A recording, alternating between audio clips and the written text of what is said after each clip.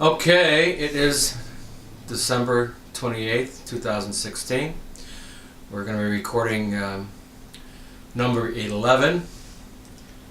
Abundance.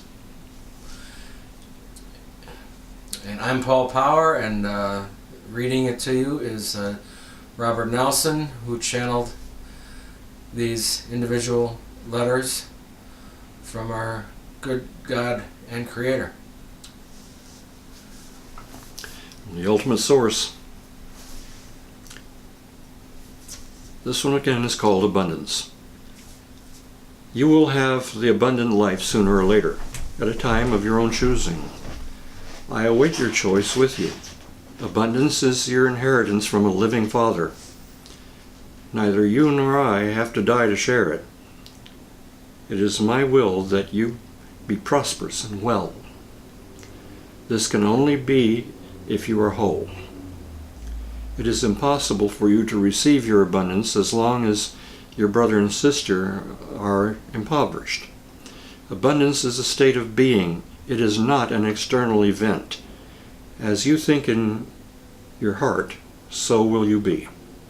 It's familiar even from the scriptures. Deny yourself nothing on my part or my account. The way to know me is to share me. I am the kingdom, and our kingdom is as abundant as eternity itself. Abundance is not mine to give. It is yours to be. Apply this view to any quality of life you hold dear. In order to have that quality, be it, share it. Your abundant life lies in your brother and sister's heart. Limitation in any form is based upon the need for defense. In order to receive your abundance, you must tear down the walls of defensiveness, both yours and your brothers and sisters. In our kingdom, there is no need for war, so there is no need for defense, armies, walls, or locked doors. Freedom from threat is the birth of abundance. Please do not deny yourself of that which is so right you so richly deserve. Or you deny your brother and sister of the same, and the kingdom is left impoverished. This, of course, is impossible. My very being is wholeness, and my identity is yours even if you deny it.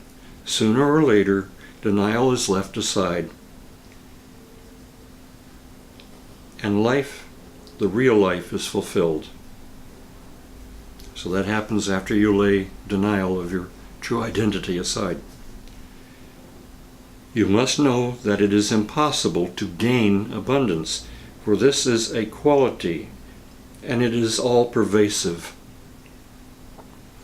Therefore, abundance is accepted at the calling of the Holy Spirit. Any effort to take abundance from one another by force or guile will result in the poverty of the most insidious kind for the taker. In order for you to attempt to take abundance from others, you must first view yourself as less than you truly are, as less than we are. This way of thinking is doomed to failure from the start, for it is delusional. Affirm that which you are by sharing the quality of abundance with one another. Fear not the responsibilities of abundance, for there is only one responsibility here, and that is to share this quality. Be all you can be, in so much as you help your brother and sister to be likewise. Let not guilt keep you from that which is yours. Guilt is an invention of a deluded mind. As you answer the call of love, you will lay the need for guilt aside, both the giving of it and the receiving of it.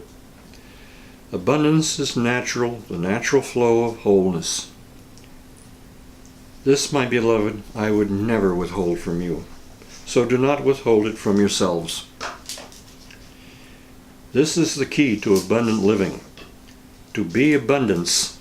He's not saying be abundant, he's saying be abundance. You must know that your brother and sister and I are exactly the same being. There's that final commandment again. My identity is your promise of abundance, and you are my bright promise to your brother and sister, who are in turn are me. Claim your birthright of abundance, God. One thing I've noticed throughout Keys, if you haven't, I'm sure you probably already have, that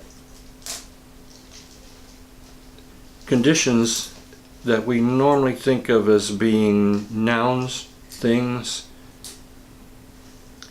that can be gained, a lot of these conditions instead are changed from nouns to verbs.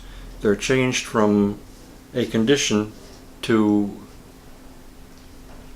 a quality, from a thing to a quality that is done with the right way of thinking and the right way of living and acting towards ourselves and one another.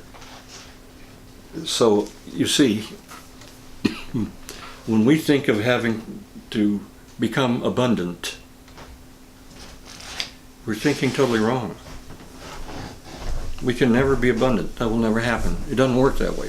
The multiverse is not wired that way. It's not possible. But we can be abundance. It's just like when we think of God. We often think of God as somewhere else and someone else. And as long as we continue to think that way, we keep the separation going. It's when we start understanding that we're not somebody to pray to or talk to some other figure in another realm.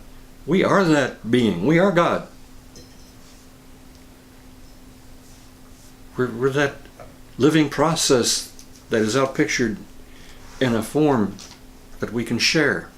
We are God, incarnated in a form we can share. Each one of us is the complete totality of God. And this will not make any sense if you're using Newtonian thinking or if you're using quantitative thinking. It only makes sense if you think in terms of quality. Okay, that's enough for me on that. I'm All right, very good. ready and raring to do the next.